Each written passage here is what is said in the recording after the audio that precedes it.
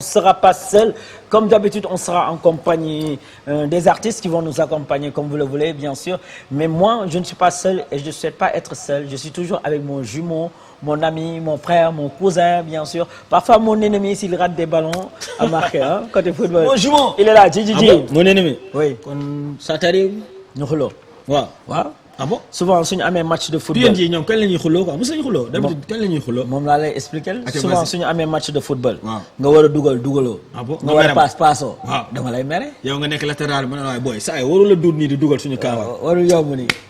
dañ ma tuwaay fii ah saralaay ah. Aïcha, mesdames et messieurs, on est là pour vous accompagner.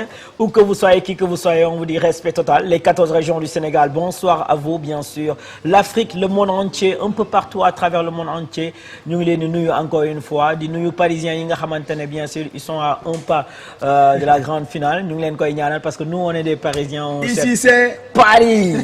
Donc ñu ngi ñaan bien sûr retour bi Paris Arsenal Paris def différence bi ñu mën a dem finale ku ñu am baax na nag suñu amee Inter baax na suñu amee Barça baax na. ah oui. N'est-ce pas Dji? Paris dafa mérité jël Ligue des Champions oui, pour une première. C'est clair. Ça sera magique en tout cas. Voilà, comme vient de le dire mon jumeau, encore une fois, on est là pour vous tenir en haleine avec de la bonne zik, des exclusivités. On vient juste, bien sûr, à peine de regarder ce joli morceau de Tarba Mbaye featuring Wally Ballago Seck, Dootoo Ko Defati. J'espère que vous avez aimé. Tey noonu lañ leen nuyoo ah. Dootoo ko Defati. Dootoo ko defati. Tarba Mbaye featuring Wally Ballago mu nekk clip boo xamante ne nice na trop. Machallah, vous serez gâtés ce soir car on a pas mal d'exclusivités et des artistes qui vont nous accompagner ce soir. On aura une diva, una belle, regarde ça, qui va nous accompagner sous le nom de Mamy Cruz. Mamy Cruz. Oui, dafa génne lu bees tàkk.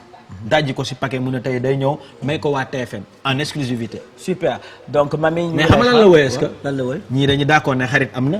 ñii d'accord ne xarit amul. kon xarit la woy. waaw. ok moom souvent gars yi dañuy woy ay mbëggeel. moom mu ñëw maye nag xarit. xarit. ñii di laajte ndax est-ce que réellement jamono ñu toll nii est-ce que xarit am na. c'est permis d'envoyer un texto hein, avant suñu artiste bi di ñëw. au 77 244 22 22. Oui. c'est une question hein, c'est permis de répondre. C'est quoi la question? La question xarit am na wala amul. Xarit am na wala amul. waaw. Est-ce que l'amitié existe? C'est la question que pose mon jumeau. Alors pour répondre, il faudra faire le 77 244 22 22. Ouais. On va lire tous les messages venant des téléspectateurs des différentes régions du Sénégal, bien sûr, d'Afrique et partout à travers le monde entier pour que vous puissiez répondre bien sûr à la question de mon jumeau. Est-ce que l'amitié existe réellement? L'amitié entre femme et femme, entre homme et homme, ou bien homme et femme? Ouais. Les trois. Les trois. Jigéen ak jigéen est-ce que xarit am na. waaw. góor ak góor est-ce que xarit am na. waaw. góor ak jigéen est-ce que xarit am na. Voilà. ok. Alors, juste après la diva Mamy Cruz, il sera là bien sûr le phénomène l'homme se nomme tout simplement Kane Diallo. gisoo message yaa ngi dellu message yaa ngi tey nee leen message yi teel na waaye nañ bàyyi ba Mamy Cruz ñëw sax. waaw Mamy Kane Diallo est là dafa génne lu bees tàkk moom tamit il y a même pas une semaine 2 semaines. mu ne jumeau foog ma indil leen ko en exclu sur la TFM. gars yi enjoy ko. Mais je l'aime bien Kane Diallo, tu sais pourquoi? À chaque fois qu'il y a une exclusivité, il pense à ses jumeaux, il pense à nos téléspectateurs de la TFM. Machallah. Donc mention spéciale man dama nuyu waa Fouta du ma nuyu sax Kane Diallo waa Fouta laay. wax leen ko si tukulóor dégg nga na mi bandiraɓe nene ko banɗo ko wi ko weesuɗo accuɗo wol saa yi bu ñu saaga de. ah du noon ok kon dama jiw Fouta na weli Fatima Wali Aïssatou Wali di leen bëggee de passage. ñum na weeli demoon nga ñum ah waaw ñum moom demoon naa ñum demoon nañu ah Youssou Ndour c'était extraordinaire. machallah nga wàcc ñu teral la. yëpp ça c'est clair. mu ngi noonu alors on souhaite un bon rétablissement à ces personnes malades dans les lits d'hôpitaux au niveau des cliniques. On peut pas faire une émission en étant malade. Donc nous on est en pleine forme mais pas mal de personnes ne sont pas en pleine forme. Ils sont dans les lits un peu abattus. ñu ngi leen di ñaanal là où vous êtes un bon rétablissement par la grâce de Dieu. ñi nga xamante ne ils sont au niveau des 4 murs les prisonniers connectés depuis Rebeuss, Liberté 6, Camp Pénal bien sûr. ñi nga xamante ne aujourd'hui ils n'ont plus de liberté. De tout cœur avec vous fi ngeen nekk yàlla leen fa yàlla jëlee te bés bu ngeen génnee yàlla bu ngeen defeti erreur yooyu noonu ngeen xamante ne def ngeen ko ba dugg fa. ñi nga xamante ne génn nañ àdduna une pensée pieuse pour eux à nos frères nos sœurs nos cousins nos cousines nos amis et même parfois nos ennemis toutes ces personnes qui nous ont quittés une pensée pieuse pour eux une pensée pieuse aussi pour notre papa à nous le papa de PNJ qui nous a quittés le mois de décembre une pensée pieuse aussi pour lui de tout cœur bien sûr avec toutes ces personnes qui ont perdu leur papa ces personnes qui ont perdu leur maman leurs proches c'est dur mais tenez bon soyez forts Dieu est grand. Voilà, Mr. G. Si c'est bon, tu vas nous proposer un deuxième clip. Voilà, le deuxième clip. Avant d'accueillir nos invités. Qu'on va regarder, il y a un artiste sous le nom de Alioune Mbaye qui prépare un big méga show Alioune Mbaye au Grand Théâtre. Oui. Voilà, sur ce, dafa génne lu bees tàq tamit ñu may ko Sénégalais en exclu. Voilà. Alioune Mbaye bu Prince Art. Ouais, Alioune bu Mbaye Tata Ngoné bu Ibou Ndour. Yeah, dafa génne lu bees tàq. di waajal Grand Théâtre. si je ne me trompe pas le 10. waaw. ayca son moo ngi tudd Balma. Balma. waaw. ayca nañ leen balante dafa xew. Let's go.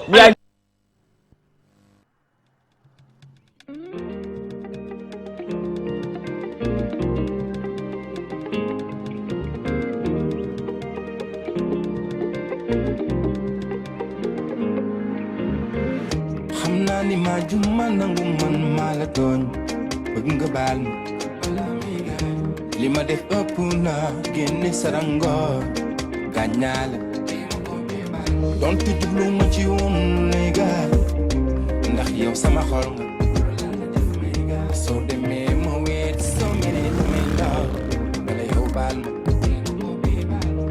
ma woo yërëm maa yow bànneexoo yërëm maa yaay sama saaga baal woo naa la ñàkk sama ndey dootu ma ko def woo naa la ale kàkkataan moom garab ku mu laal day ni rak moom ma leen chéri ku ko gaay bul change woo yërëm maa yow bànneexoo yërëm maa dinaa la jëndal oor ak jamaa teg ci rose ak di lay wél naan la chéri kooku yow baal ma xanaa lii war nga maa yërëm na mu naa ku may maase ak di may ruube ku may jàppal sama ndigga ma ko yëngal yàgg sa xeetu joŋe li may daaneel xam nga ni man sama guddi yaa ko yëngal woo yërëm maa yow bànneexoo yërëm maa xam nga ni bëggeel dafa neex kon baal ko bànneexoo yërëm maa yaa ko saf mu saf la mbir bi safante la kat bànneexoo yërëm maa yaay sama saaga baal woo naa la ñàkk sama ndey dootu ma ko def woo naa la ale kàkkataan moom garab ku mu laal day ni rak moom ma leen chéri ku ko gaay bul change woo yërëm maa yow bànneexoo yërëm maa lu ko ci gën a metti mooy xaaja guddi bànneexoo yërëm maa nga tàppas ndaw si bëgg di boo xaaja guddi bànneexoo yërëm maa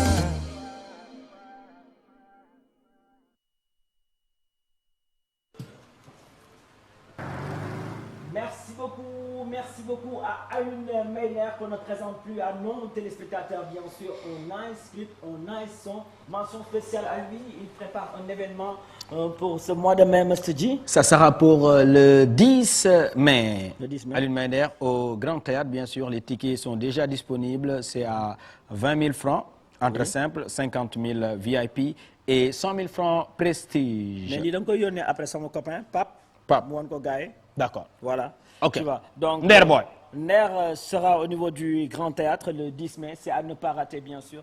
Un événement de taille organisé par France Art. N'est-ce pas? Aïcha, ñu ngi noonu donc Alioune Mbaye moom ngeen ñu gis nii si clip bi ji. Yeah, donc ça sera pour le 10 mai au niveau du Grand Théâtre, le grand show de Nder 2.0. Le rendez-vous, bien sûr, incontournable de la musique sénégalaise. Alioune Mbaye, Nder Boy. J'en profite pour l'offrir aux élèves de AIDEC qui en ce moment sont en train de nous suivre, bien sûr. Ce vendredi, ce samedi, PNG, ils seront avec eux. Les journées culturelles ont démarré. Et comme les arbres de Noël le mois de décembre avec les différentes sociétés, bien sûr, PNG, ils étaient avec eux. Maintenant, c'est au tour des étudiants, c'est au tour des élèves, des collégiens, bien sûr, pour leur journée culturelle. On va démarrer le mois de mai avec l'école AIDEC et le lycée Maurice Delaforce Commerce, bien sûr. Donc, c'est à ne pas rater pour ce week-end, ce vendredi et ce samedi, bien sûr. Dimanche, on sera à Thiès, si je ne me trompe pas, Mr. G. Ouais, dimanche, on est à Thiès avec une diva sous le nom de Dija. nga xamante ne day tijji benn ngandim salon boo xamante ne salon de beauté la xale jigéen yëpp dinañ ñëw foofu gis ci seen bopp The Best House by Dija bien sûr ce dimanche à partir de 17h vous êtes tous invités inauguration la xale jigéen dinañ fa mën a ñëw dinañ def tamit stage boo xamante ne dina leen permettre ñu am liggéey ci ay salon ñi nga xamante ne dañuy def make-up ñi nga xamante ne dañuy def tresse aussi. Sur ce, il y a Wally Ballago Seck qui a sorti un new clip aussi intitulé Je t'aime au plaisir des amoureux. Alors sous la complicité de notre réalisateur Pape et Karim, si on peut regarder ce joli morceau de Wally Ballago Seck, voilà donc Je t'aime hein? Donc en attendant bien sûr juste après on va accueillir nos invités mu nekk clip boo xamante ne clip bu nice la mun ko tourner tout récemment ba mu demee Tanzanie voilà donc mu nekk clip boo xamante ne gars yi bëgg nañ ko ñoo ngi koy enjoy mu bokk ci tendance semaine yi sorti il y a même pas une semaine hein? Le Faramareen Wally Ballago Seck Je t'aime si c'est bon let's go on regarde ce joli morceau. Toujours égal à lui-même, bien sûr. Félicitations. Magnifique. Nice son, C'est magnifique. Nice clip. C'est beau, rien à Tu dire. as envie de dire à qui je t'aime en direct? Ah, elle est connectée depuis Mbour, la petite côte. C'est la maman des jumeaux PNG. Elle se nomme tout simplement Mamie Ange. Je torse ce morceau, Je t'aime. Et la princesse Bébé Grâce, bien sûr. Oui, après la maman, après Bébé Grâce, me se dit sincèrement en direct. Tu as envie de dire à qui je t'aime? Après maman. da nga ma laaj. Voilà. ma wax la. Waa léegi après maman. léegi yow da nga ma naan léegi man ji léegi laaj ma rek ma laaj la yow kan nga bëgg a wax Je t'aime en direct. Vas-y. Ok. Vas-y. Tu as toujours les mots pour. non vas-y bu ruus pour te waxal yow kan justifier, nga am quoi. envie wax Je t'aime en direct. Man xam nañ ko Carole la. Carole. Bébé Diouf waaw. mooy soxna si ah. waaw mooy soxna si. moo ngi seetaan. Voilà léegi man dama la poser question. waaw ji en direct. mais wa tontu naa nee naa la Mamie Ange yaayu seex yi. waaw mu ngi seetaan. Voilà. ah Bébé Grâce. Ok. ma fille. Ok. ati ñu liggéey waay. ñu pare foofu ah. ñu liggéey waay. ñu fël feneen. amul yaa xalaate. Aïcha mu ngi Jëndal noonu. wooy. Alors de passage à tous les amoureux, à toutes les amoureuses, mention spéciale à vous ñu ngi leen di may son bi Madame Seck ak Monsieur Seck Tim Kennedy jël leen mention spéciale à vous Madame Ndao Monsieur Ndao Général Ndao mention spéciale à Madame Dia Colonel Dia Fatima Silla Chéri Abdoulaye Silla mention spéciale en train de nous suivre aussi Tata Mam Ndiaye Chéri Mbédié Faye mention spéciale à vous. Ils sont nombreux les couples en train de nous suivre. On vous aime, c'est pour vous. Hein. Il y a Maman Ami aussi connectée depuis la France qui nous regarde à chaque fois. Gros bisous de passage. Maman Ami, one love, content nañ si yow. Voilà, qui fait plaisir à sa maman qui est au Sénégal, bien sûr. Maman Ami, Voilà. tellement gentille. Qu'on cesse de remercier. Il y a Fatima aussi connectée depuis les USA qui fait plaisir à son bébé d'amour. Abdoulaye Silla, alors député, en train de nous regarder. Muy noonu. Fatima, gros bisous à toi. Mention spéciale à toutes ces personnes. Alors sur ce, Mr. G, je fais plaisir aussi à la PND Family en train de nous suivre.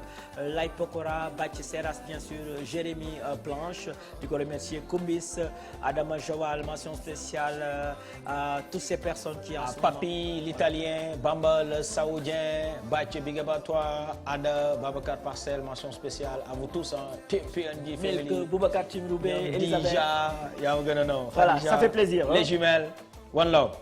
Aïcha. Alors, Mr. P, sans tarder, on va accueillir notre première invitée. Elle est déjà là, dans les coulisses. Elle est très belle. Elle se nomme tout simplement Mamie Cruz. Mamie. Cruz, parce que message son portable moo ngi explosé. te bëgg naa moom su taxawee fii ma door a lire message yi quoi. Ok. waaw à propos de question bu ñu laajte woon. Question bi lan la woon. xarit am na wala amul. Ok. C'est bon. You ready? Non, dencal message yi. ma denc ko. Denc ko ba mu ñëw. Allez, sous la complicité de notre réalisateur, l'homme se nomme tout simplement Pape. Pape. Catalan ak Karim. waaw tey dafa tegoon si naar bi dafa waaye di donc Pape si c'est bon on regarde ce joli clip de la diva Mamie Cruz. Let's go. Mamie Cruz, elle est bourrée de talent. Hein? Ouais. Donc ça faisait longtemps on l'a pas vue. Su ñëwee tamit dinañ ko laaj si lan la nekkoon. Waaw. Parce que ça fait longtemps dégguñu ko gisuñu ko. xam nga lu muy voyager tamit dafa bëri.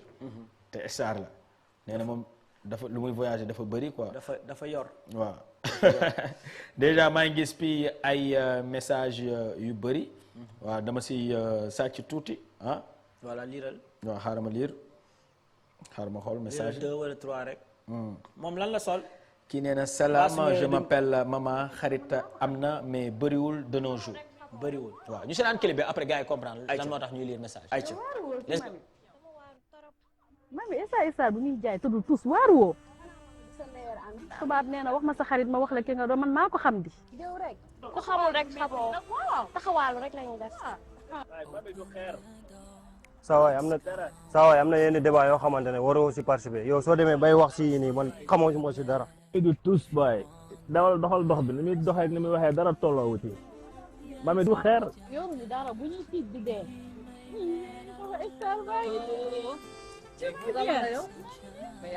yow yaa ngi toj toj bi de. yow gis nga yooyu ba ko Aïcha maa ngi lay xaar. maa ngi ñëw maa ngi dugg ñëwaat. yaa ngi dina foo toogal nga dégg yaa ngi dàq ñëw.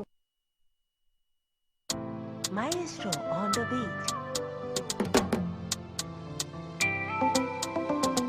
ànd bu yàgg dëgg la day sax si biir xol li may ñaan man bëgg naa xarit nga des ci sama biir xol de nos jours y a plus d'amis même au sein de ta famille y en a qui ne te kiffent pas celui-là te sourit et derrière ce beau sourire se cache ce qui ne te dit pas yow nga may xool di ma xool di ma xool di ma xool te xaw ma li ngay xool man ma lay xool di la xool di la xool di la xool ba réer ci sa biir xool yow nga may xool di ma xool di ma xool te xaw ma li ngay xool man ma lay xool di la xool di la xool ba réer ci sa biir xool fake friend la doon ci maan wëlbati ko indil ma jëmm ju kuul ji su ma jàkkee mu teew ndekete lu ma fi gas bu xëpp si suuf si nand na ma weer na ma bang la ma daajal ci boppu koñ bi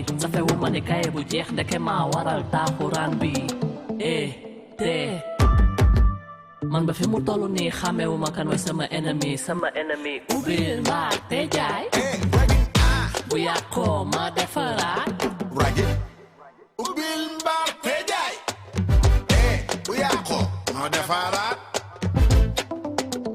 du ma tay di la jiin yow sama yaay booy yaa ma yaa ca ba may ndaw te ma fa ma si fii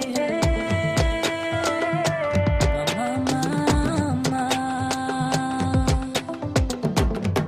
yaay sama waay yow rekk la mama yow nga may xool di ma xool di ma xool te xaw ma li ngay xool man ma lay xool di la xool di la xool ba réer ci sa biir xool yow nga may xool di ma xool di ma xool di ma xool te xaw ma li ngay xool man ma lay xool di la xool di la xool di la xool ba réer ci sa biir xool ubbil mbaar te jaay bu yàqoo ma defaraat ubbil mbaar te jaay bu yàqoo ma defaraat du dem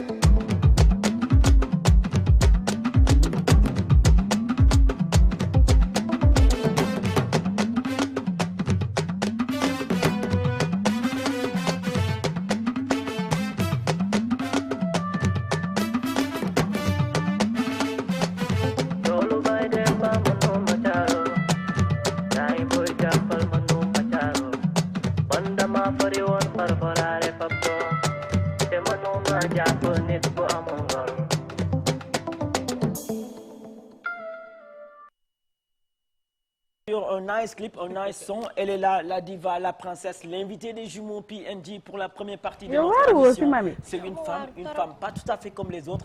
Elle est là, Mami, you welcome, ça fait plaisir de te voir. Mami gros, élégante. Ça va. Ouais, ça faisait longtemps. Ça faisait longtemps. Le micro, ñu bàyyi la ñu téléspectateur u TFM yi lay seetaan.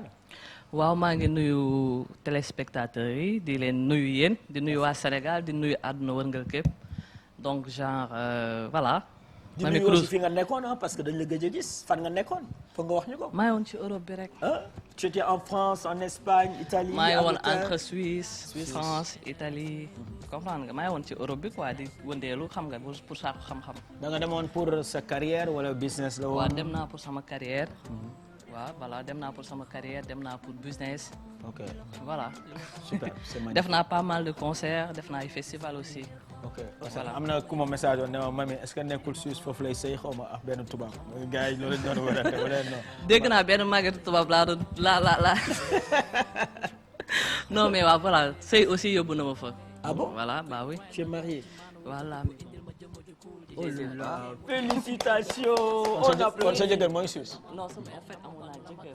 Ok. waaw mais comme yàlla dafa weddi. Ah ok, donc ok, delloo papa moom yaayam.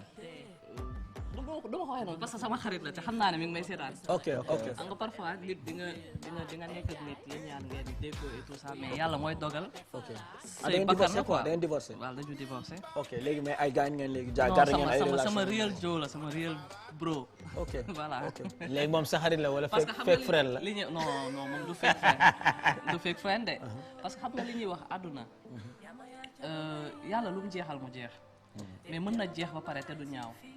loolu moo am solo parce que su ma taxee fii di wax le contraire waxuma dëgg. c'est une personne boo xamante ne épaulé na ma bu baax ci sama life. donc voilà après l'amour c'est pas la guerre quoi. jot ngeen am modo wala mujjee wala. non pas encore. ok mais su ma jëlee sama portable bi woo ko ne ko waa mais sans waay dama bëggoon affaire yi gën a naaj. dama bëggoon jubale ah. dama bëggoon jubale en direct. non est-ce que instant yi tëddul. dafa tëdd. mais ok xoolal mais après naa ko woo naa ko vocal. naa ko woo sama copain la. ayca ñu bàyyi la nga installé wu rapidement. tudd yéen kaay nekkal si digg bi. mais fii nag émission Kaana la nekkul émission xëcc yoo nga xam ne da ngay toog de ça va na ngeen def dañuy toog di waxtaan. non bàyyi xëcc sama bro. voilà fii ay DJ ñoo fi nekk minuit ba 5 heures dañ koy taxaw yow xam nga soirée PNJ minuit ba 5 heures dañ koy taxaw. bah oui.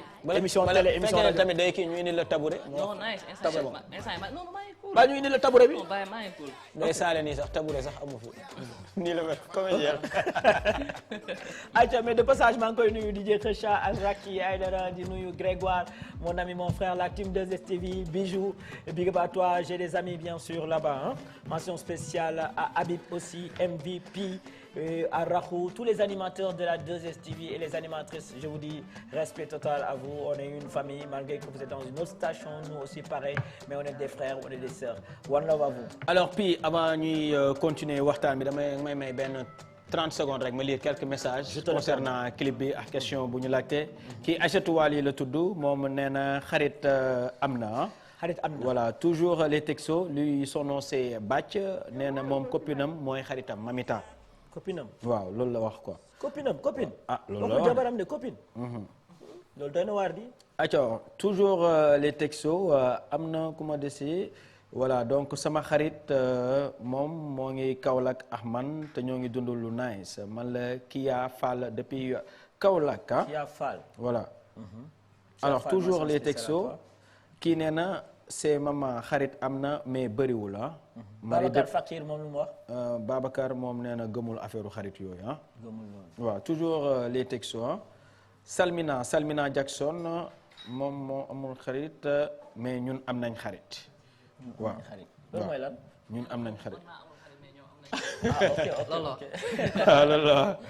voilà toujours les textos ah. mais waa Europe tamit seen ay messages da nga koy lire. waaw dama koy lire ok kii Rokhaya la tudd nee na elle a parfaitement bien chanté. xarit amul surtout chez nous les filles ah. vous les hommes vous êtes très sincères entre vous loolu moom nangul nañu leen ko mais ñun dañuy lekkante suñu biir musuñu sincère que des hypocrites man j'ai été trahi par ma meilleure amie elle était presque une sœur moo yàq sama àdduna j'avais un homme qui voulait m'épouser l'année passée benn autorité dans ce pays mu safu ma nekk ak kooku mu bàyyi ma ba semaine bi ma waroon marié veille bi la ko sëy ak kooku la ko sekk ak kooku. kooku mën na nettali di. message am bi ko dundal mu yàq sama liggéey yeeg sama lépp actuellement je vis des moments très difficiles je peux pas tout écrire mais juste pour appuyer ce que la chanteuse Mami Cruz chante c'est vrai. ñu nangul ko ñu nangul ko kii moom affaire bi kii na ko. elle parle avec cœur. waaw affaire bi métti na ko. ñu nangul ko message am. waaw toujours les textos c'est vrai mon bro copain am na de. waaw mais bu fidèle moo manqué ah. moo jafe ah. kii nee na Caroline la tudd man sama xarit moo ngi ba France Milena la tudd on a fait 15 ans d'amitié. Milena 15 ans. oh c'est magnifique. voilà. Amina from Bambey si xarit am na kañ parce que j'ai une amie moom laay confié wu lépp voilà donc qui est toujours là moment bonheur et malheur même si on discute il me dit surtout toujours du bien sur moi. Amina. Super. Voilà, si kanam dinaa liraat quelques textos hein, parce que j'ai reçu des tonnes et des tonnes de textos. Continuez à m'envoyer vos textos via le 77 244 22 22 bien sûr. Aïcha mu ngi noonu les messages via le numéro de mon jumeau, les messages aussi via les réseaux sociaux, que ça soit Facebook, Instagram, TikTok, on va tout lire, hein, on est là pour vous.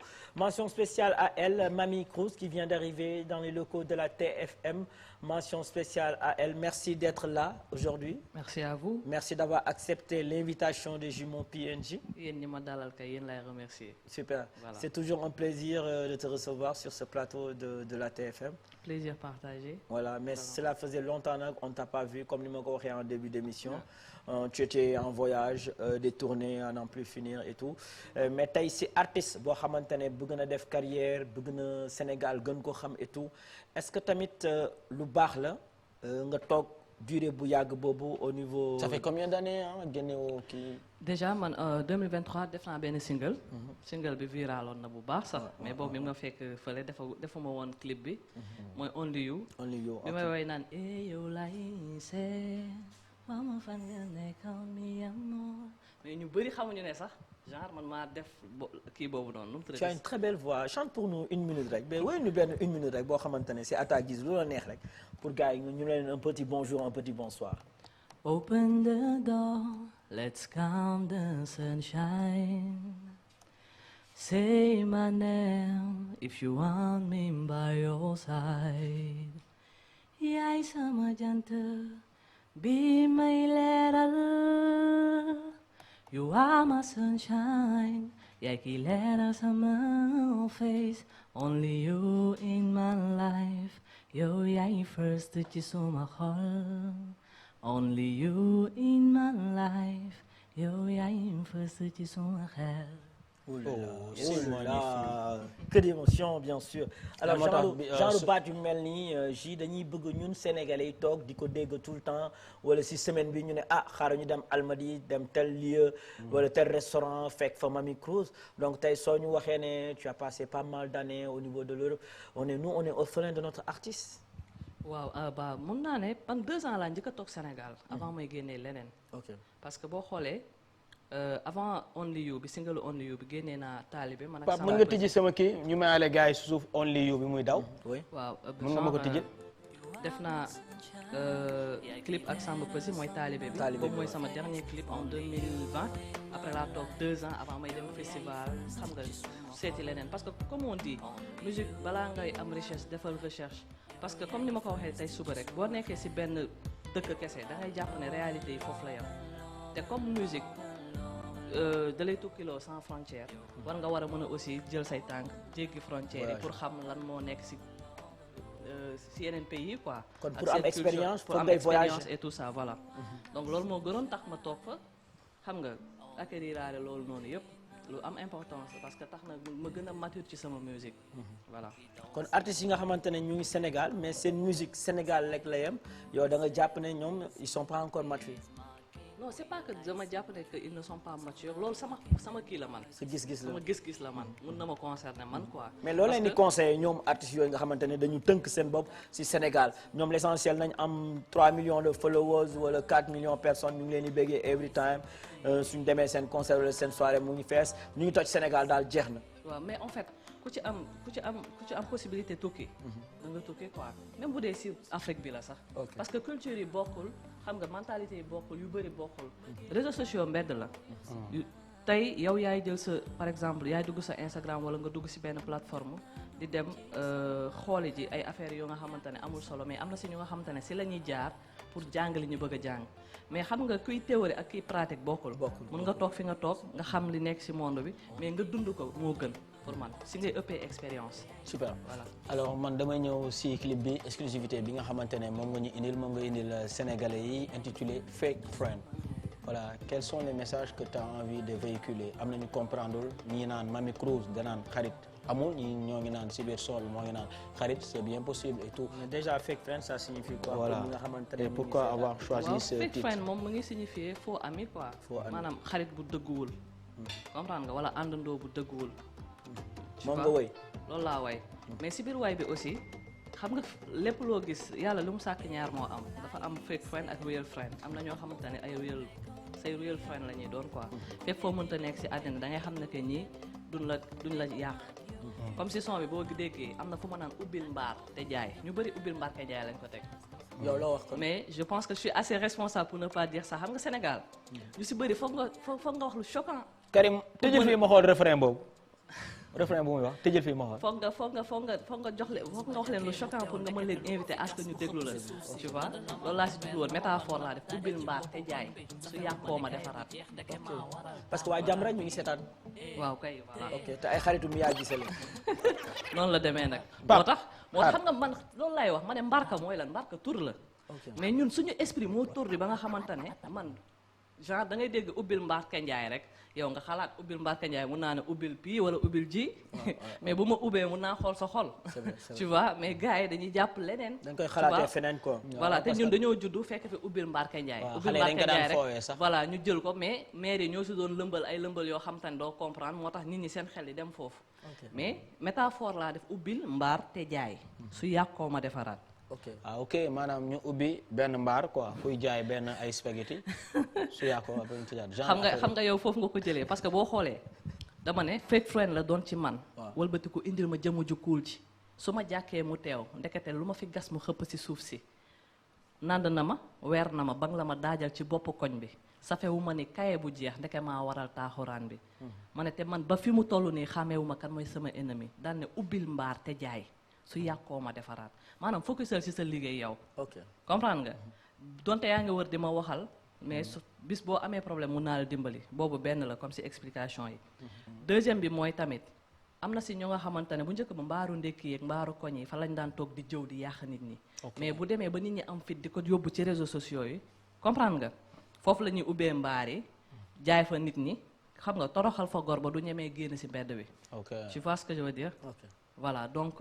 mbaar yi lañ déplacé yóbbu ko si réseau yi te loolu warul foog nga expliquer ko parce que ku si mel ni benn père Jean nga xamante ne xamul ay réseaux sociaux du nekk fii naan da nga koy décortiquer donc ñooñu dañ naan lan ubbil lan maanaam ñoom loolu la ñuy xalaat quoi benn instant bi xoolal am na sam benn temps bu doon wax loolu xam nga moo dafa graaw xam nga su ma nee ubbil mbaar te jaay waginta xam nga soo ko déggee rek da nga naan ubbil mbaar ke laa wax mais li may wane ne que sénégalais yi lu si ëpp dañ naan non dañu bëgg ay artistes yu nga xamante ne dañu am belle plume affaire yooyu noonu mais boo xoolee rëmbax bi la ñuy gën a déglu sax que yow paroles yi mais am na si ñu nga xamante ne dañoo am ànd ak seen dal ak seen tey pour mën a déglu yow lan ngay wax mais ku déglu sound bi di nga xam ne boo teewloo di nga xam ne ubbil mbaar te jaay laa wax te benn affaire tamit dafa am mooy tey yow ubbil mbaar te jaay amul rapport ak fake friend donc war nga war a mën a creuser sa mind pour xam ne que ne lii kii leneen la war a wax voilà c'est vrai maintenant là c'est un autre aspect maintenant l'aspect ami qu'est-ce que tu veux véhiculer am na wala amul loolu lañ lay laaj si sound bi maa ngi si wax naan maa ngi si big up sama yaay comprendre nga ma ne du ma taay di la jiin yow sama yaay yaa ma yar ca ba may ndaw tette ma ba ma agsi fii ma ne yaay sama waay yow rek la maman tey jii nii quoi qu'on puisse dire ñëpp mën nañ la trahir ba mu des sa yaay parce que boo xoolee ñi fi bind message yëpp ay xale lañ dundaguñu expérience ak âge tollu ci âge bi tax ñu war a mën a wax ne xarit am na wala amul donc man dàqu ma ne xarit am na dama ne sa yaay par la force doole mbaam mooy nekk sa première xarit comprendre nga après nag am na ay xarit parce que man par exemple benn Paco 15 ans laa ànd ak moom musta ñaaw Paco mooy sama manager mooy sama manager musta ñaaw et j'ai plein d'autres xarit yu nga xamante ne mais OMG manager am moo ko mujjee takk voilà yow maman da lay dóor de aw bi da lay dóor de non mais expérience la ay artistes yu bëri gis nañ ne après seen ay manager dañ leen tàgg même maa ngi fàttaliku sax gis nga Pi avant muy takk Eva moom moo nekkoon manager am. nga ne ma lan. gis nga kii expérience am lay tali nii. ayca mu ngi noonu y a une fille là j'ai Marema ou bien Mariam. la jeune fille là. oui voilà moromu Abiba bi nu mu tudd encore. kii ça Diena. non pas Diena keneen ki teint noir bi taay film bi. tu parles de qui. Marem. waaw y a le nom qui m'échappe xam naa si ñëwaat tout à l'heure après. waaw Marem waaw. ok non c'était juste benn exemple quoi si moom. ah ok voilà donc là tu veux nous dire que ta maman elle est amie avec toi. Bril ngay wax. Bril ak Diena wala. waaw Bril ak Diena am na keneen teint noir bi. kii lay wax kii Diena kii lay wax la chanteuse là. Dieyla voilà, ouais. Dieyla c'est son manager aussi qui l'a épousé. moom maanaam li ngay wax ni moom gëmu ko quoi xaritu góor ak jigéen boobu ba waratina manager ak kii quoi moom loolu la d'accord mais quoi. terewul yow nangul naa la sa 15 ans yi ak moo tax muy lim nangul naa ay la ko. kii quoi tur sama yooyu. xarit la de. sa 15 ans ak Paco nangul naa la ko. waaw bi ba Madame Paco nangu naa ko ah jaajëf voilà donc am na ay amitié yoo xam ne ça existe réellement existe, ouais. voilà parce que man en fait li may expliquer à chaque fois dama naan nit yi ñooyu naan ay xaritu góor ak jigéen amul te mun na nekk. mun na nekk. man de gaw ma ko. c'est non mun na nekk de. góor ak jigéen. bah oui. exemple man ak Paco ay xarit lañ. voilà si jox na la benn exemple leer. waaw moom mun na ko gëm mais man gaw ma ko laa wax quoi loolu. gaw ma ko sama kii la quoi. sa xalaat la sa waaw. gis. mais en tout cas daal àddina lépp ñaar la. ok voilà waaw. donc il y a des amis entre góor am na ami entre jigéen am na ami góor ak jigéen aussi am na. voilà comme tamit contraire bi tamit am na. voilà donc ñu comprendre ko noonu ñi nga xamante ne tamit ñu ngi seetaan émission bi ñoom jàpp nañ ne carrément kii lu mu woy bien sûr ñoom gisuñu seen bopp am ngeen ci seen droit aussi parce que ku nekk ak li nga jot a dund sa life li nga jot a dund sa carrière moom ngay partager bien sûr ak ñun donc c'est très important alors le pourquoi le pourquoi tu as choisi de chanter l'amitié il y a d'autres thèmes qui sont là laaloo thème yooyu et tout mais nga ñëw ne ak sa retour bi tu vas chanter l'amitié le pourquoi. waaw c'est que ñëpp bu ñu focusé si mbëggeel tamit. xam nga kenn du way si fait divers yi te on a nos réalités aussi am na si yoo xamante ne tey am na ñu son bi laal am na ñum dul laal ñum dul laal pour man son bi ku ko déglu war na la laal. parce que commencement maa ngi naan de nos jours y a plus d'amis même au sein de ta famille y en a qui ne te kiffent pas. Celui-là te sourit et derrière ce beau sourire se cache ce qu'ils ne te disent pas loolu day am ba si sa bërëbu liggéeyukaay. c'est vrai. comprendre nga day am ba si sa koñ. par exemple kan Diallo day romb ma ne ko non mais kan non sañ-sañ nga nanana. wala toj nga fi mu dem ma sànni ko loxo. xam nga yooyu nekkul loo xamante ne. mooy début clip bi li ngay wane foofu quoi. moom laay wane foofu. te tey bu ñu la gisee dañ lay mel ni ay bukki lañ. des faux visages quoi faux visage. tu vois donc loolu am na. te tamit d'accord naa ne aussi real friend am na parce que mënuma mais te il faut ma def benn titre bu may woowee real friend. parce que boo xoolee only you bii nii ni ma ci taggee sama amoore bi ci biir. dama maanaam ñëw ma fii naan kaan ay genre yaa ma jam ci xol yaay sama pom boo ma xoolee ma lekk la nanana dama ko wax carrément sama mbëggeel bi ma am ci moom. décortiquer ko tu vois ce que je veux dire te kooku noonu tamit. mën na nekk sa real friend aussi. man kii sama real friend la. jantal boy jantal boy. jaajëf waay maa lay bëggee de. sama gars la man mooy sama meilleur ami quoi. mais loolu normal j'espère que doo ma trahir wala. waaw mais léeg-léeg mu dóor ma. non trahir na la de. trahir naa la ça fait 6 ans trahir naa la kay 6 ans de mariage ku ko def kay trahir na la 6 ans. noonu la demee nag. voilà léegi man sama question mooy côté jam bi côté sañse bi ak côté parole yi jamono yu ñu nekk récemment on a vu Mia Guissé. sa moromu jigéen la artiste la gars yi porté woon nañ ko plainte pour wax ko ne li nga jot a woy lii ak lii la yéen désormais yéen artistes yu jigéen yi ak yéen artistes yu góor yi kon su ngeen nekkatee seen néeg tey seen bic di bind seen texte kon léegi ça veut dire que da ngeen di commencer bàyyi xel yenn autorités yi wala yenn structures yu su mel ni Jamra parce que tey nekkatoo leen yéen kese. derrière y a le Sénégal y a l'Afrique y a le monde entier déjà naka nga gisee fait ban message ngay véhiculer fait yi fi jot a am récemment il y a quelques jours. waaw en fait comme lu ñuy wax rek xam nga man tey même ubbil Mbarka Ndiaye bi ma wax nii. ñu xamul ne ubbil Mbarka Ndiaye laa wax dañ maa mere. ok parce que dañ ne ma yow waroo di véhiculer genre message yi quoi. mais man je suis assez responsable pour ne pas dire des gros mots quoi wala di woo jeunesse bi si loo xamante ne nii nekkul man lu ma gëm. ok tu vois ce que je veux dire parce que sama yaay daf may déglu. te dama koy bàyyi xel. voilà mais ku nekk ak sa responsabilité ah yaay xool li la neex li nga bëgg a véhiculer ko. loolu laa mën a wax si loolu. ok mais quand tu dis gros mots y a les artistes rappeurs qui sont là on est habitué. mais gros mots dafa yàgg Sénégal de. waaw gars yi ñoo ko kii léegi rek bu ko kii mais par exemple tey jii nii ñun dañoo judd fekk fi rimbax papax ñu koy fecc mais ñun ba ñu màggee rimbax papax dafa am feneen fu mu ñu yóbbu. comprendre nga. mën naa ci cité yu bëri ay yëkkatil ma xool sa pointure tu vois yooyu noonu yëpp c'est des sons yu nga xamante ne sénégalais fecc nañ ko ba bàyyi teg kenn waxu si dara. tu vois ce que je veux dire. pourquoi en 2025 ñu ne non désormais léegi loolu yëpp du amati. loolu nag gis nga bant da nga koy jubbanti ja ba muy tooy mais boo xaaree ba mu wow nga bëgg ko jubbanti day damm. tu vois loolu dañ ko waroon instaurer depuis lu bu yàgg. mais instant bii nii mooy loolu mooy mais ku nekk ak sa li nga bëgg a way. man terew ma kenn mu way lu ko neex. ok mais côté sañse léegi ñu ñëw si yow gis nañ ne Jabou Kana souvent lañ lay gis. ngay sol quoi genre rarement ngay gis Mamy Cruz ñëw sol benn robe wala benn jupe. souvent dañ lay gis ak ay jam style un peu masculin. C'est ton choix à toi ou bien souvent il t'arrive que tu portes des habits. mais bien sûr. Voilà. parfois ma sol lu toj. man maanaam xam nga. est-ce que da nga limité sa bopp si lii. non limité wu ma sama bopp si lenn. yow ba may xam auparavant c'était pas comme ça. si daan sol ay 2 centimètres da nga fàtte soirée bëbi na ma bëbi yi. ok comprendre nga donc voilà quoi style la puis voilà man maa préféré solo nii. ok mais j'espère que gaañu ma kenn. mais mun nga fële fu la neex. fu ma neex.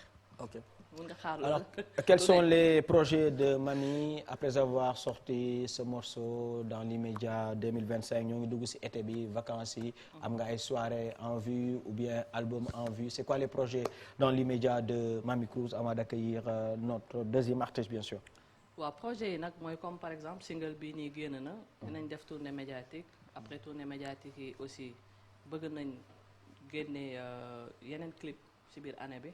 xam nga histoire de voilà. gën a montrer ton retour aussi. voilà mon retour comeback bi et tout ça il faut que nit ñi xam ne aussi que ne Mamy Cruz mi ngi fi après ça nag il faut attendre sama album. super waaw mais genre dama bëgg album bu lourd quoi. bu soxor waaw. clip bi fan nga ko tourné. Fass fii waaw maa ngi bëgg waale J Pak DJ.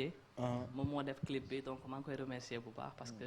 beat bi nice na ak danseuse yi nii. El Maestro moo jaar ci beat bi. El Maestro ok ba Pape tijjil mu may ñu ci avant muy dem tuuti waaye ñu foo ci son bi tijjil fii ma xool. mais le 21 juin tu as un événement ou bien da ngeen am benn événement. am nañu événement Kër Massar. Kër Massar. waaw dañoo bëgg indi foofu Waly. Waly le 21 juin. waaw ku ci mel ni Batch Diagne Evans ñoom ñooy indi. Waly foofu Diagne Evans ñooy indi Waly foofu le 21 juin fête de la musique xam nga ku ne xam na ne fête de la musique Kër Massar waa yu bëri dañ daan jóge foofu di dem ci yeneen dëkk mais dañ leen bëgg a wax ne que bi yoon Kër Massar moo ay nag gaa yëpp boobee ko ñëw foofu. Oh, super. Donc vous avez un mois pour préparer cela le 21 juin à Kër Massar bien sûr Mamy Cruz vu que Kër Massar la nekk dina fa teew. waaw man maa ngi Kër Massar. n'est-ce pas Gilo ñu may. aja Pape tijjil fii ñu déglu son bi mu mel ni suuti ñu foosi.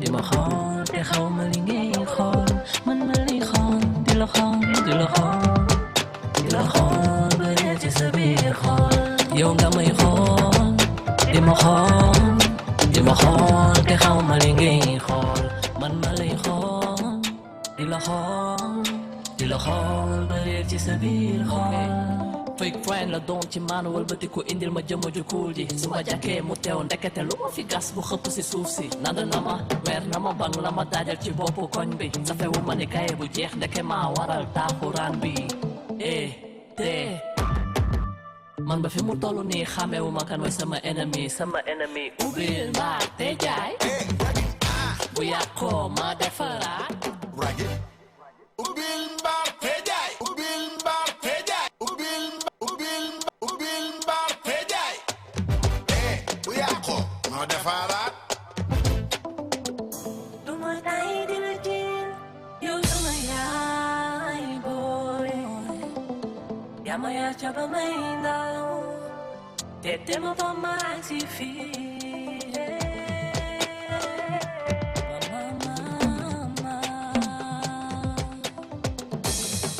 yaay sama waay yow rekk la mama yow nga may xool di ma xool di ma xool te xaw ma li ngay xool man ma lay xool di la xool di la xool ba réer ci sa biir xool yow nga may xool di ma xool di ma xool di ma xool te xaw ma li ngay xool man ma lay xool di la xool di la xool di la xool ba réer ci sa biir xool ubbil mbaar te jaay bu yàqoo ma defaraat ubbil mbaar te jaay ubbil mbaar te jaay ubbil mbaar te jaay ubbil mbaar te jaay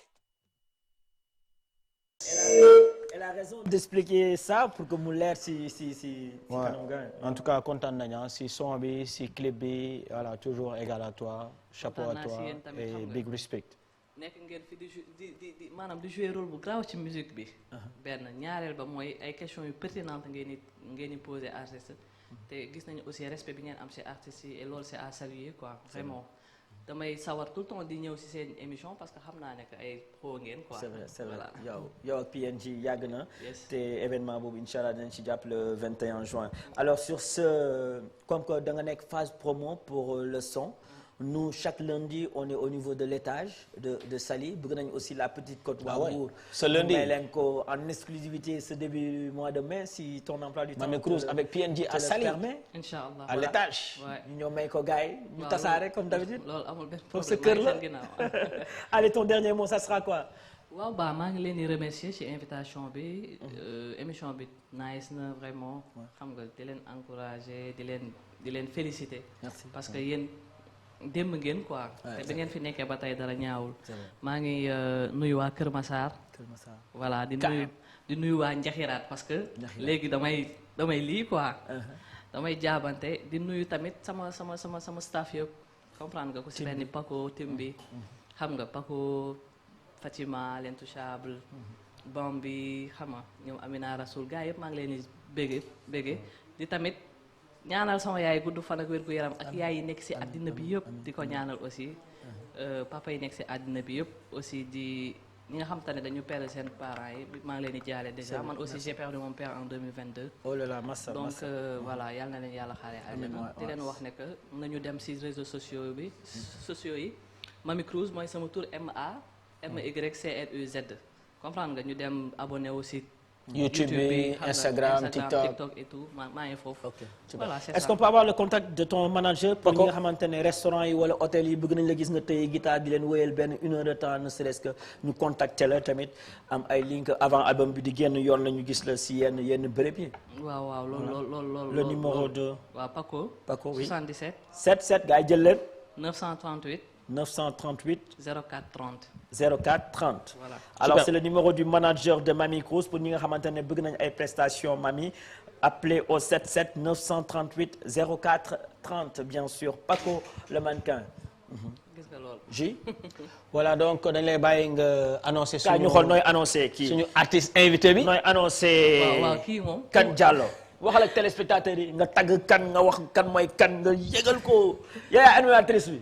mais est-ce que mais Kan Diallo est-ce que xam nga ne ñëpp xam nañ ko. dafa lu la neex. kii mooy Kan Diallo. kan Welma yàgg naa laa xam chéri Koko.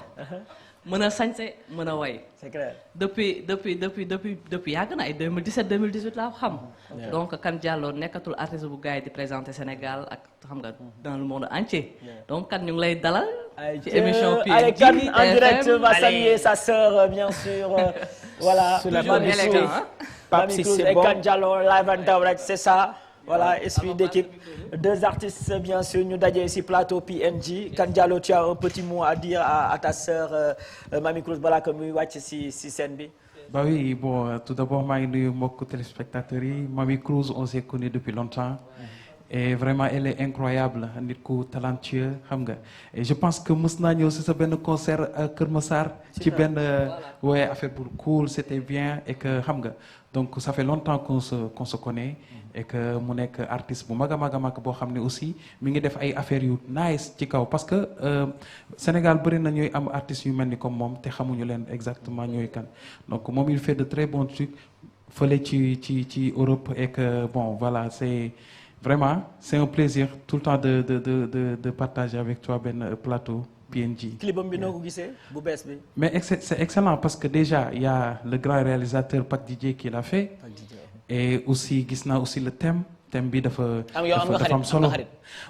waaw oui j'ai des amis man am naa ay xarit waa yoo xam ne ay doomu ndey la man nag depuis ba ma commencé suma carrière ñi ma doon àndal ñoom ba tey lay àndal et j'ai vu ça ci Mamy Cruz ak Paco mi et c'est très important nit du bàyyi ay nitam soo bàyyiwee ay nit rek say nit say ay jinne ñooy doon say xarit donc c'est très important et di leen ñaanal ànd bi sax gisal tout le temps ngay ànd ak moom nu mu tudd. Baba Mal. Baba la star. waaw c'est la star voilà sa xarit wala sa frère la. C'est mon frère là. xam naa ne sa frère mais en même temps sa ami la. Mais bien sûr, c'est mon Dieu parce que bon, j'ai 2 frères, Momla et Ibrahima. Donc c'est très normal et on est de la même génération. Partout où je vais, donc c'est très important. Voilà, c'est mon frère en même temps, tu vois, donc c'est très important. Aïcha Baba, kon may ñu benn photo comme que il est trop snap. En attendant, on regarde dugal ci plateau bi ji benn photo bu nice à 4. Un joli clip bien sûr. Aïcha avec Baba la star, le mannequin. Kan Diallo. Aïcha, c'est parti. Kan Diallo. En live and direct dans le PNJ Show. suñ ma yóbbee fan di dalal sama xel xam leen ni moom la di waxtu dox ak tànku neen tàggoog sama xel xam leen ni moom la boo doonee ndox ma doon sa simaan ndax benn yoon lay tooy boo ma jegee bëggatuma suñu bët yi tase chéri lu ma la nopp du doy dama lay nopp di la nopp ak géej gi feer romb nga biddeew ci weer sama yoon yaa tax muy leer boo doonee ndox ma doon sa simaan ndax benn yoon lay tooy boo ma jegee bëggatuma suñu bët yi tase chéri lu ma la nopp du doy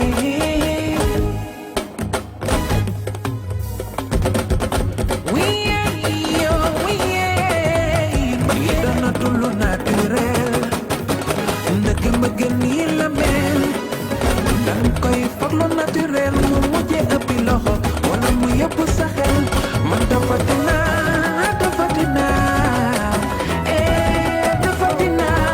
dof naa kon dafa leen ma saraxal man ñetti mbuusu soow guro atangay ma dama nekk ni doole mbëggee la bëri doole ma waxoon dootuma bëgg ndax ñemeetuma li si mbëggee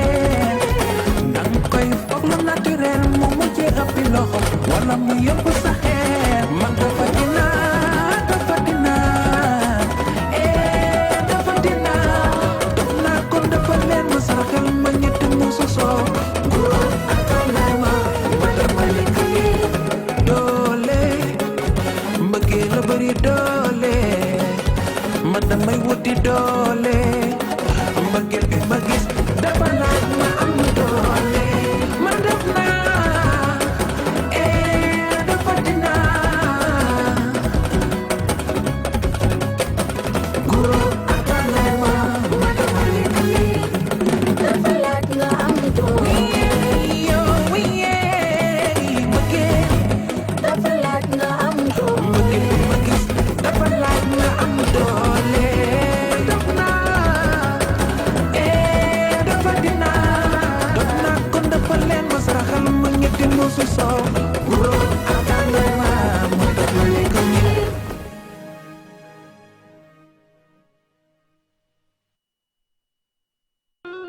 Voilà, ça c'est Kan Diallo. Kan Diallo.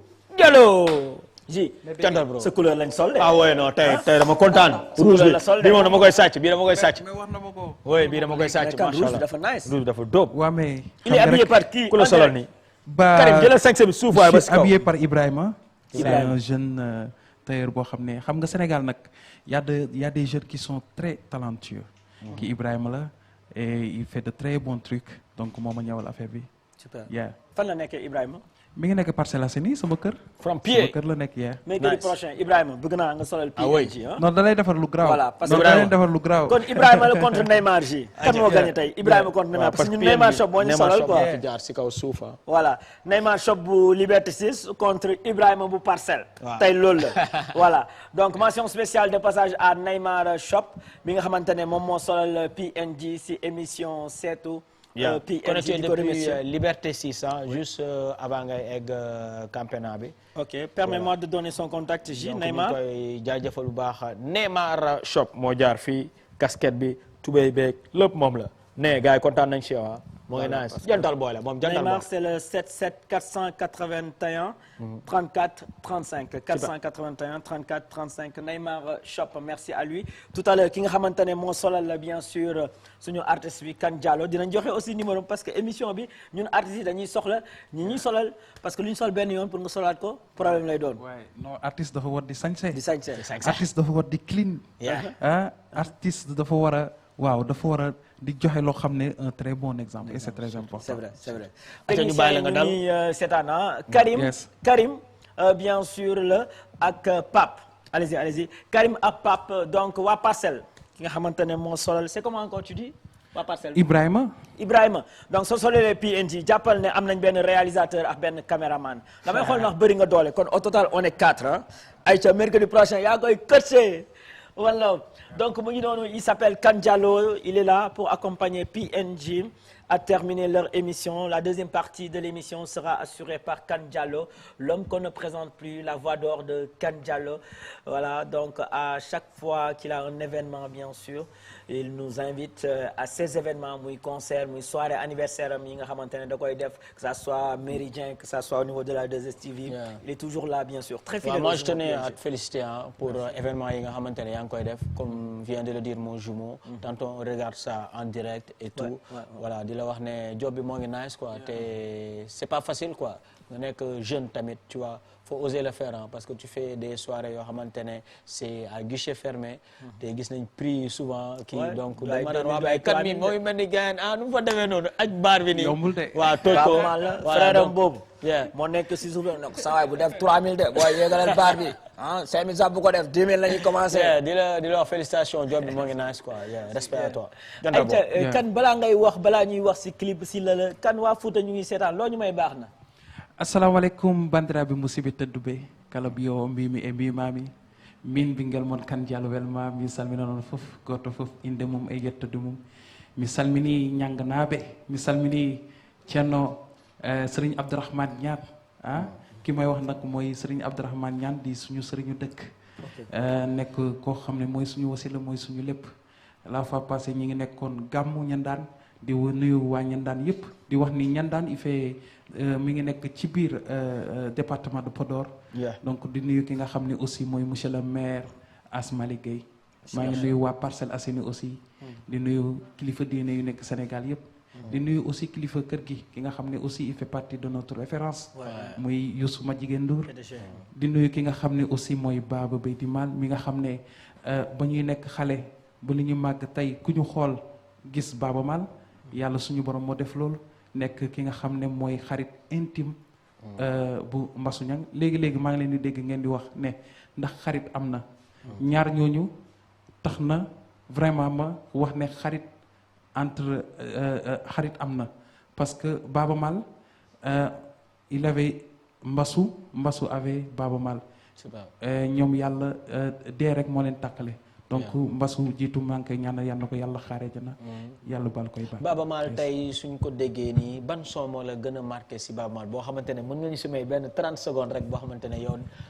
Ibrahima. yele bo amada sire alefa balangi wa yerudina gele bilitala dekolisire ya wayo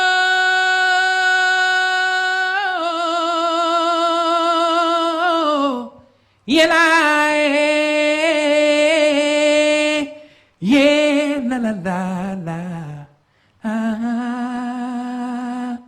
woy kidayo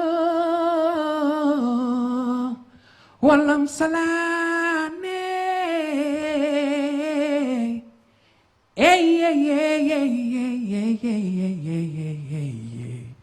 yes Magnifique. Alors, c'est beau ça. Il est toujours là, il est toujours présent, Baba Mal, mais on peut oser dire que la relève va être assurée. Ça, di c'est ko clair. may waa Mauritanie ñoom Lagal ñoo ñuy seetaan ñoom Khadiratou connecté depuis la Mauritanie di ko may ñoom Fatima ñoom Aïssatou voilà donc di ko may ñëpp ñi nga xamante ne voilà tukulóor yi suñu jaam yi quoi.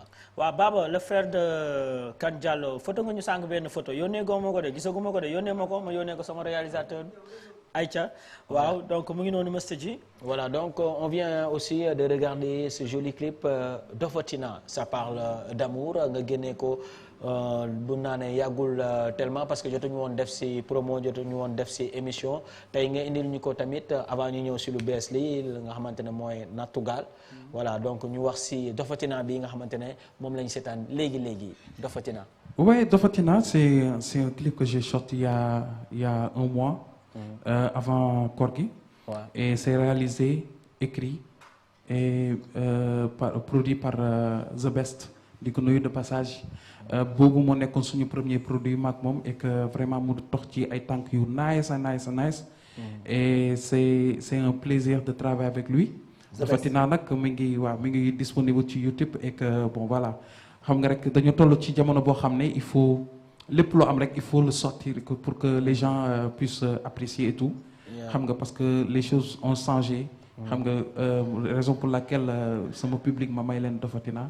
mën naa am clip bi derrière si c'est possible Dofotina gis naa fi benn xale ba nga nekkal ba ban hôtel la ngeen di dund ndekki bi nii macha allah love story bi fan nga tourné kii bi. ouais c'était à Somone. Horizon Baobab. et di nuyu ki nga xam ne mooy Djibril monsieur et madame Camara. ñi nga xam ne ñoo ñu yaatal aussi waa Somone di leen nuyu de passage. et nekkoon une journée boo xam ne tournage bu neex la c'était vraiment super nii ba ñuy tourner il y a les touristes qui traversaient di ñu xool. et que ñu amoon benn affaire ils sont très sympas quoi franchement. C'était un tournage qui était vraiment super bien quoi il y avait l'ambiance il y avait tout quoi. kontaan nañu bu baax a baax. En tout cas c'est superbe c'est magnifique couleur yi rafet na avec les danseurs et tout donc chapeau nice son alors oui J. ouais c'était juste à propos de ce morceau après mu toogaat yàggul ba mu génnee tamit li nga xamante ne bees la. Nattugal ça veut dire quoi. c'est ñantugal mooy sañse naa. mooy par exemple j'ai sorti un single bu tudd ñantima mooy sañse. waaw ñantima c'est la même chose quoi donc ça parle de l'habillement tu vois donc en pulaar. et que di wax ni rek que ni man je suis un fils d'un pulaar je suis un Haalpulaar xam nga donc et que c'est toujours un plaisir de représenter ma culture de faire li nga xam ne de faire vibrer le public Haalpulaar parce que c'est très important yoon boobu la ñu wane li nga gëm loolu moom c'est par force parce que alhamdulilah rabbil alamin yàlla def na may doomu pël sama yaay pël la sama papa aussi mu nekk loo xam ne dafa nekk ci man nekk sama deret donc c'est toujours un plaisir de montrer ma culture dafa nekk ci man loo xam ne même su ma taxawee di wax ak yow sax tu vois ça quoi donc dañ may wax le principal parfois il y a des gens qui m'appellent principal ku mel ni Demba Gueye Yérimaayo donc il y a des gens aussi qui m'appellent Boy Pël bi tu vois donc c'est un plaisir de représenter ma culture. kon yow doo artiste bu déraciné wu quoi. non du tout. artiste nga boo xamante ne il a ses principes il montre sans complexe ses racines ça c'est important. mais c'est important parce que ñun à l'étranger ou partout fu ñu mënti dem mais suñu culture leen mën a jaay. mënuñu jaay li nga xam ne tubaab yi ñoo ñu ko defal. loolu mënuñu leen ko jaay li nga xam ne tubaab yi ñoom ñoo indi ñoom ñoo tax ñu xam ko. mënuñu jëlaat loolu naan dañ leen koy jaay donc il faut ñu wan leen li nga xam ne mooy suñu culture. mooy suñu cosaan. li nga xam ne mooy suñu ay inspiration de vrai ñu jaay leen ko.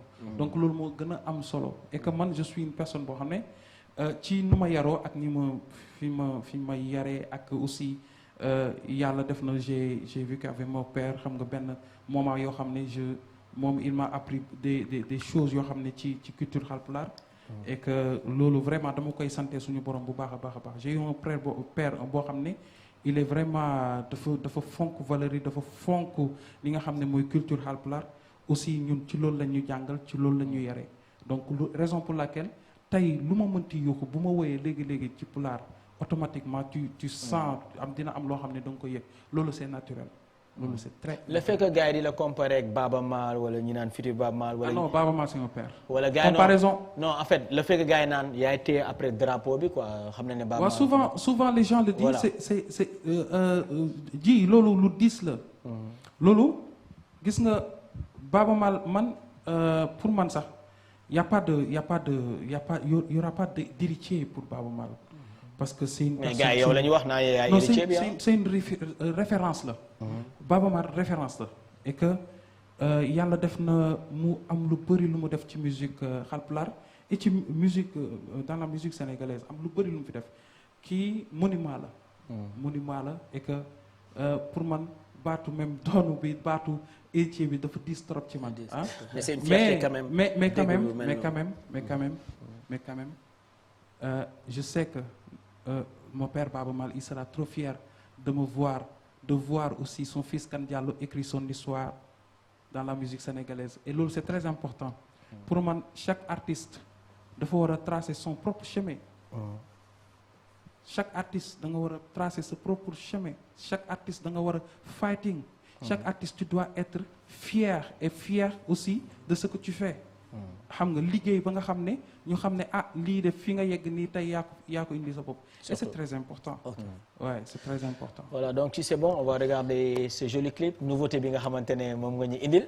waaw ñu may ko sénégalais lu bees li. Ñantugal. Ñantugal. Ñantugal yàq suñu tur bi yow tamit. c'est Ñantugal. Ñantugal. Ñantugal. Ñantugal. Let's go. Yeah.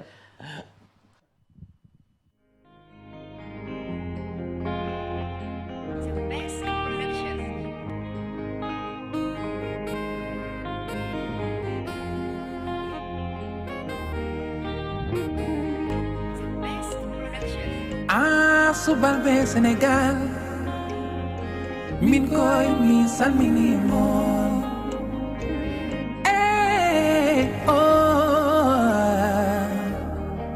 iri mayo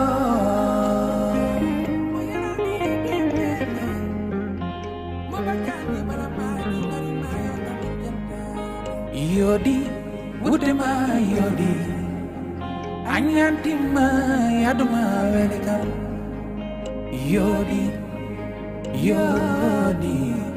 anyantima yaduma welcome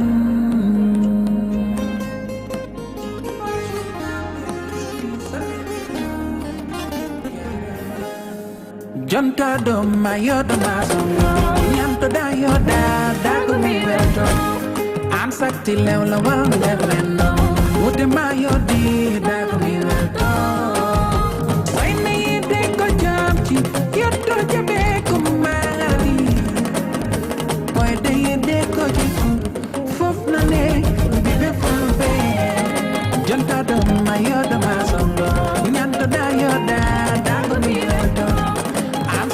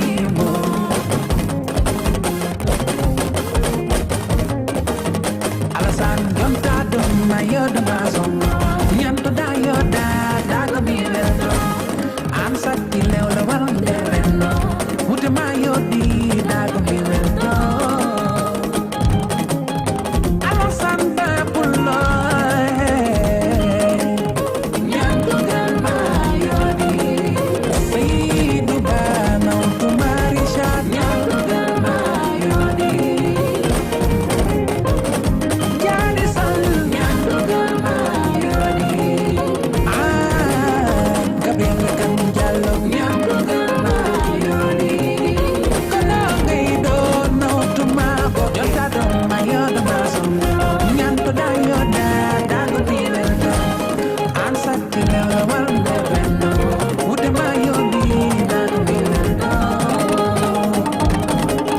hawa ba pulo ñantugal ma yoni yaro so pulo apo bewdo ñantugal ma yoni gachiri gajo ñantugal ma yoni Fatima Star Fatima Sala advice ñantugal ma yoni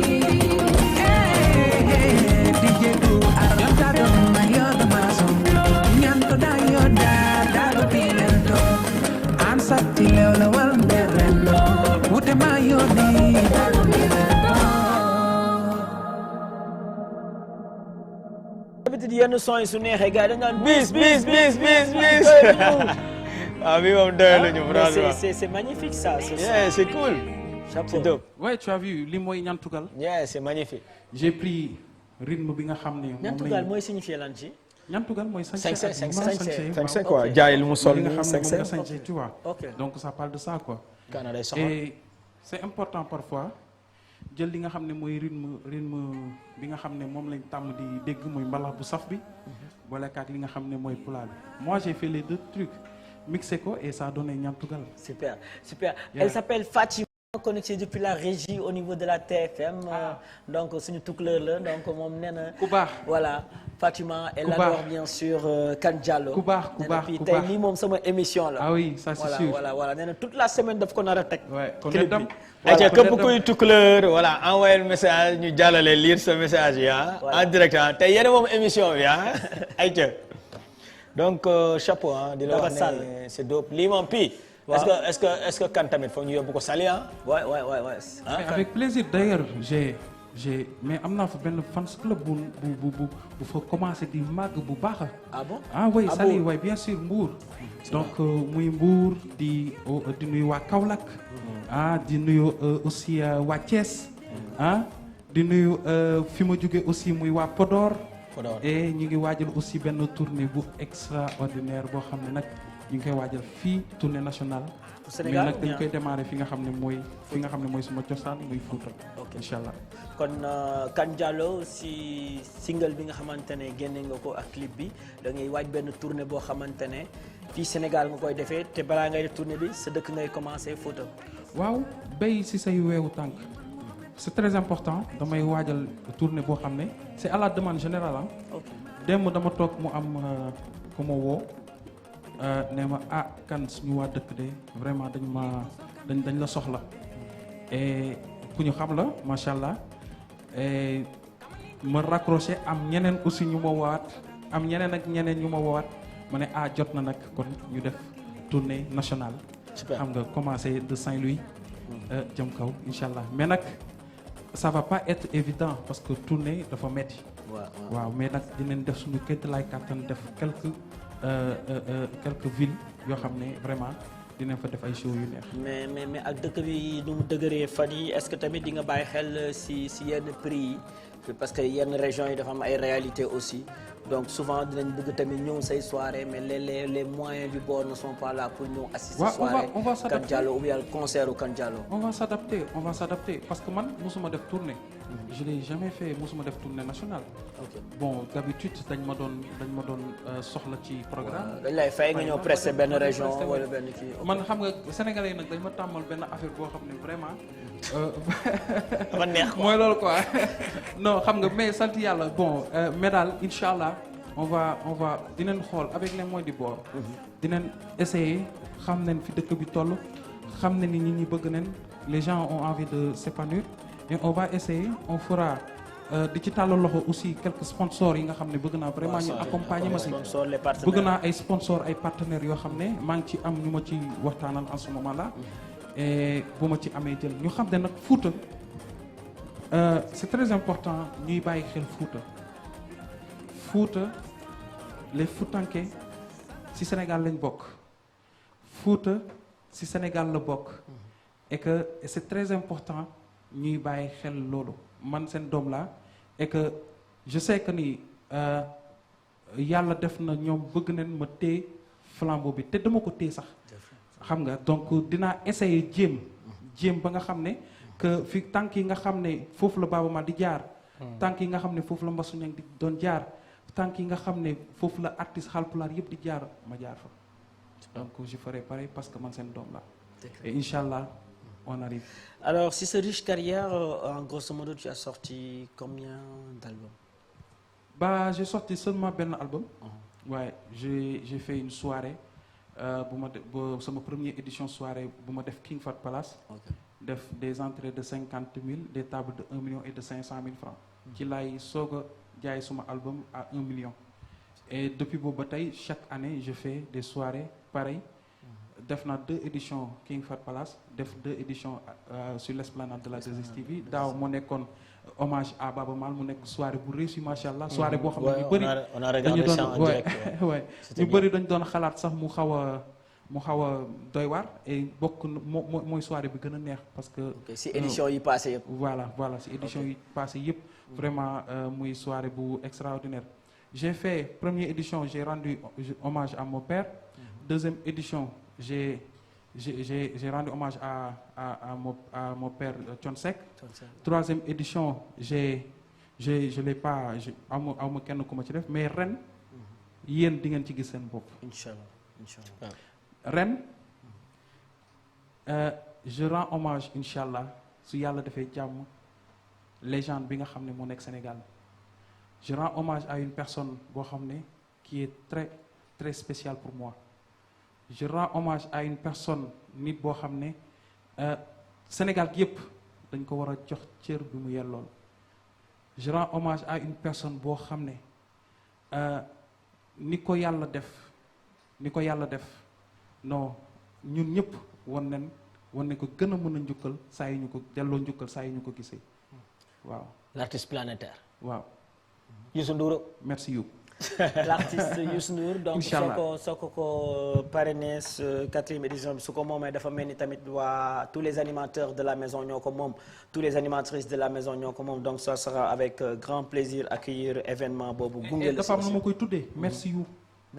merci you laa koy tuddee. super merci you. Et merci you ça signifie beaucoup de choses.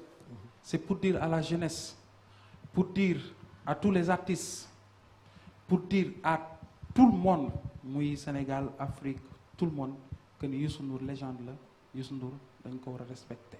Donc rendre hommage à une légende vivante c'est quelque chose de très important parce que souvent on attend la mort d'une personne pour rendre hommage ko mais au vivant de la personne nga rendre ko hommage mu sentir ne le gars là vraiment un respect pour lui. waaw xam nga loolu dafa am solo man dama ko njëkkee ci sama papa. Baaba Maal. nekk légende. C'est important. ku ñu xam ci adduna bi. et loolu dafa am important. Baaba Maal man je suis son fils.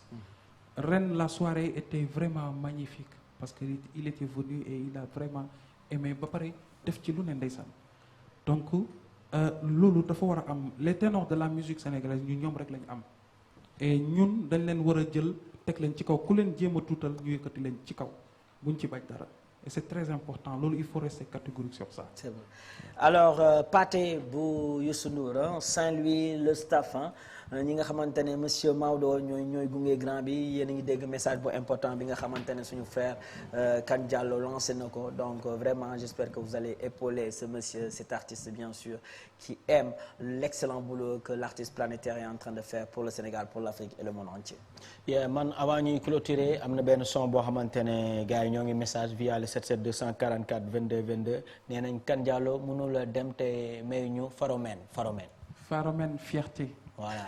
Fierté nag mooy wane rek ni ñii ñooy suñu ay fierté Baaba Maal suñu fierté la. Ouais, ça rime bien quoi. Ouais.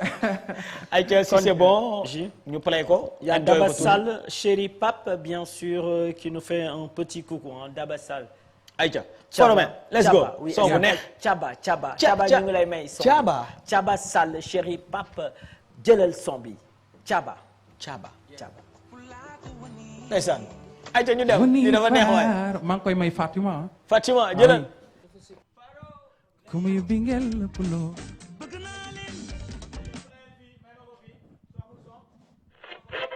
stop. Result.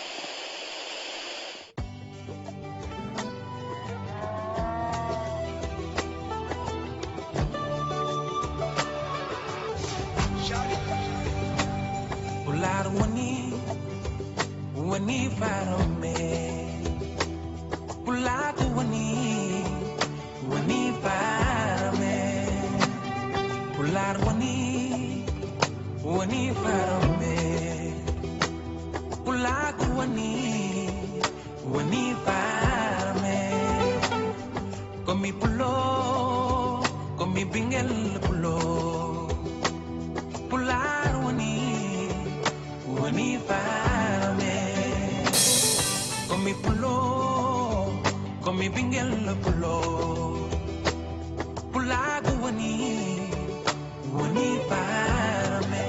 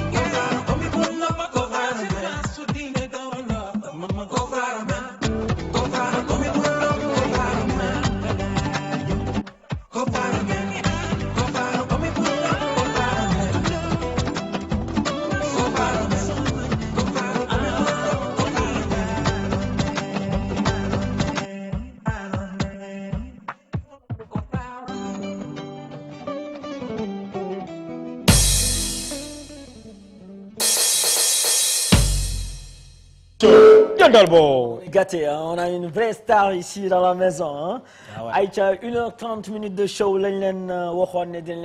J'espère que vous êtes contents de l'émission. Vous avez eu tout à l'heure la diva, bien sûr, Mami et Cruz. Deuxième partie, Kanjalo pour vous faire plaisir. Non seulement les tout clairs, mais n'y a pas le beglo parce que n'y a pas content.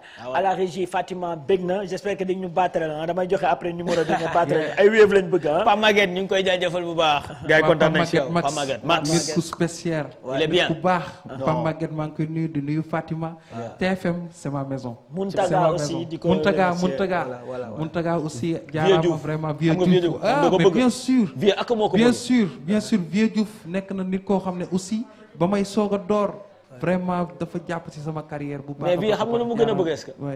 vieux bëgg na ko. Lu mu gën a bëgg moom si ñaar xaw ma ñetti femme. Bon da ko bëgg. Ak moo ko bëgg. Bàyyil vieux. Aïcha mu ngi noonu alors avant que ngay wax ce dernier mot tey y a Mia Guissé qui nous regarde est-ce que tu as envie de lancer un message à Mia récemment gis nga li nga xamante ne moom lañ ko doon wax reproché et tout côté yenn baxool yi ba ñu convoqué ko tey en tant que artiste nga yëg ne sa benn jigéen yan message ngay véhiculer à travers ça tey naka nga ko dundee yow ak puis ban message nga koy lancer moom ah oui qu'elle soit forte parce que bon c'est ça la musique c'est ça aussi parfois bon am na yoo xam ne mënut a ñàkk ci àdduna et di wax ni Pape Matar Gueye aussi papam la et que Mia vraiment man xam naa ni nit la boo xam ne lii gars yi di formuler yu bëri newul ci moom bon en tout cas maa ngi koy encourager di wax ni c'est la musique et que franchement il y a bon man damay supporter tuuti Mia parce que y a des choses qui sont beaucoup plus importantes. waaw surtout yoo xam ne franchement moom leen war a accentuer que vraiment li nga xam ne mooy ay yenn détails yi nga xam ne kii bon suñu papa la ñu ñëpp muy imam Pape Matar Gueye suñu papa la ñu ñëpp te que islam lay doxal ñun ñëpp ay doomu jullit leen ñun ñëpp ay doomu jullit leen tey ku si nekk xam na. li ko war ak suñu borom ku si nekk lépp looy def rek yaa ngi ciy xalaat sa bopp ak ëllëg aussi et moom aussi ñu ngi koy nuyu waaye tamit mu xam ne Mia doomam la su defee lu mu wartu def man j'aurais bien préféré mu woo ko téléphone même bu décroché wul na jël ay dàllam dem ba ci këram parce que Mia je connais son père di Alassane Guissé nekk un papa bu responsable man papa Mia laa gën a xam sax que Mia mu nekk responsable nekk kilifa donc même bu gisantewul ak Mia mën na dem seeti ki nga xam ne mooy papaam ak seen waa famille aussi j'ai vu l'intervention de son frère c'est le sang qui parle parfois parce que tamit ku ñu laal sa deret nii rek nga war a mën a comporter donc courage à Mia et voilà bon Mia yaa moom li jëlal de tout cœur avec toi jëlal Pape Yogal Pape Yok kay nga la jël ma ko juróomi waay est-ce que am na courage tagal lu may ak ci diggu lal bi mën a kwetaay xol bi def na choix ci Xalilu Laay kay nga la jël ma ko juróomi waay est-ce que am na courage tagal lu may wax ma nax ñeme na samay jaay maa lu jënd glace Delo avanza, sa temperatura montana. ¿Dónde está? Hello, bebé. Antennama. Make up please. Khale bini mingama. Hello, bebé. Antennama. Make up please. Khale bini mingama. Ya que te quedari, tu jari dari. Ya te quedari, tu jari dari. Ya que te quedari. toi Jobal tasaareel fop yaa ma gën a naw. Aïcha mu ngi noonu merci pour le message venant de l'artiste Kane Diallo pour soutenir sa sœur Mia Guissé artiste comme lui. Alors sur ce Pape y a le frère de Kane Diallo qui nous avait fait une petite photo s'il te plaît est-ce que tu peux montrer la photo aux téléspectateurs ñu xool est-ce que Baaba Maal mën na photo oui ou non. En attendant je remercie tout Team Kennedy qui nous regarde bien sûr mention spéciale à Siaka à Babacar Bamba le grand gardien ñu ngi koy jaajëfal bu baax Gabar nga xamante ne tout récemment il a perdu son frère nos sincères condoléances ak Bassirou qui a perdu sa maman aussi Grand Bass nos condoléances à Grand Bass bu HLM Fass ñoo ngi ko bulaay ñoom ñëpp ñu ngi leen di présenter suñu ay condoléances la famille HLM Fass mais la photo elle est belle là c'est magnifique moo def lii oh c'est beau ça ba pare dafa génne si kaw bu suuf sañse yi dàll yi tuwe yi kii est-ce que Bouba Ndour du ko sàcc indi ko si kër gi sax mais c'est beau ça mais loolu la war a def Bouba loolu la war a def mais lii dafa nice lii dafa xeere la photo elle est très jolie elle est belle la photo mention spéciale Pape Boul Sis lii bàyyi ko nii rek ba fin émission bi dafa génne sañse Kane Diallo bi